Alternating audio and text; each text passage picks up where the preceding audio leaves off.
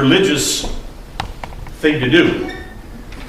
It's not just playing the lottery. It's saying, I'm going to throw the dice, and my God will tell us where and when the children of Israel should be destroyed. Now look at what yeah.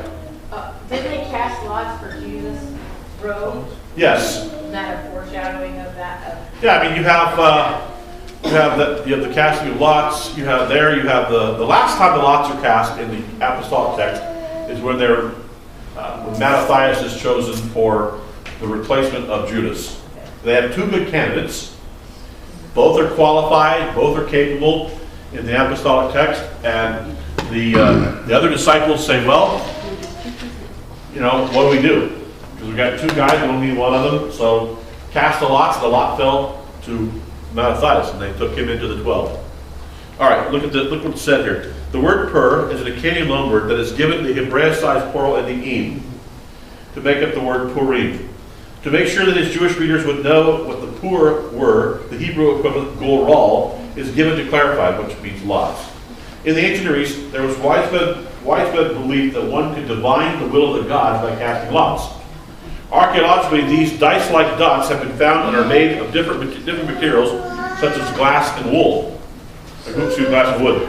For the Hebrew people, the lots would be used to ascertain the will of Yahweh for numerous questions. In Hebrew scripture, the lots were used to determine the selection of kings, warriors, and sacrificed animals.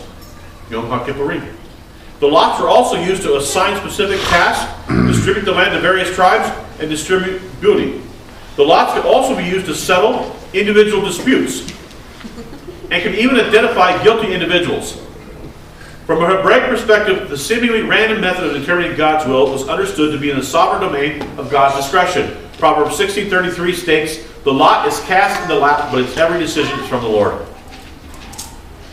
So even things that seem random or that seem to be statistical probabilities, God can control.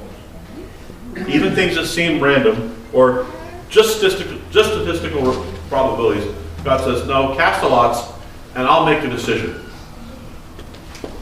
All right. Okay, go to the bottom of page 9, last thing here. Intentional omissions. This is where I think the book is really fascinating.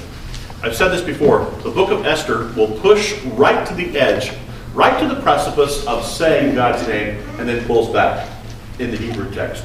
Notice this. In his insightful commentary on Esther, Angel Rodriguez argues that there are a number of places in the Esther narrative where the author deliberately chose to hide the presence of God. While this idea is admittedly open to criticism, Rodriguez argues that there are places where one would have expected to hear God mentioned, and yet there is silence. The reason one would expect to hear God mentioned occurs because the same or similar language in other biblical narratives does mention God. In other words, if I say to you, okay, so I'll sing it a little bit. I'm going to try to get you to say a word by just leading you right up to it. Oh, say, can you see? See, I got you to, so you knew to say see because I primed you. But I just said, oh, say, can you? And I just stopped. You go, see, because that's the next word. So what I'm saying is the biblical writer was going, oh, say, can you? And then hoping that his audience would fill in, see, because that's the next word that should come after. Okay, so that's what he's doing here. Watch this. It says in Esther 2:9, we are told concerning Esther, and the girl was good in his eyes and won favor before him. We have very similar terminology used in reference to Joseph and also Daniel, attributing it to God. In the cases of both Joseph and Daniel, this favoring they received is caused directly by God, while in Esther, God is not stated as the cause. Another example.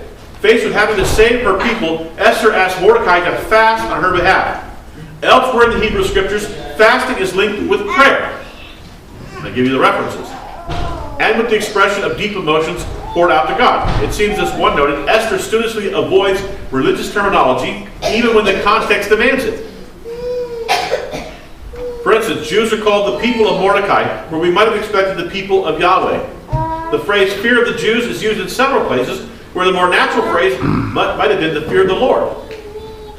I'll end with this. Suffice to say that the author of Esther had plenty of opportunity to say the name of God and directly attribute the actions of the narrative to the God of Israel, but chose to veil and suppress the work of God, leaving his work just below the surface.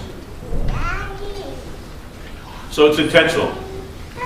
All right, we're going to end there. A lot of stuff in this. I hope you'll take these, read it. If you have any questions, talk to me. We'll email back and forth. A lot of stuff here I put out, but I want you to have this in your hands. So take your Sidduras, stand if you will for the traditional Elena.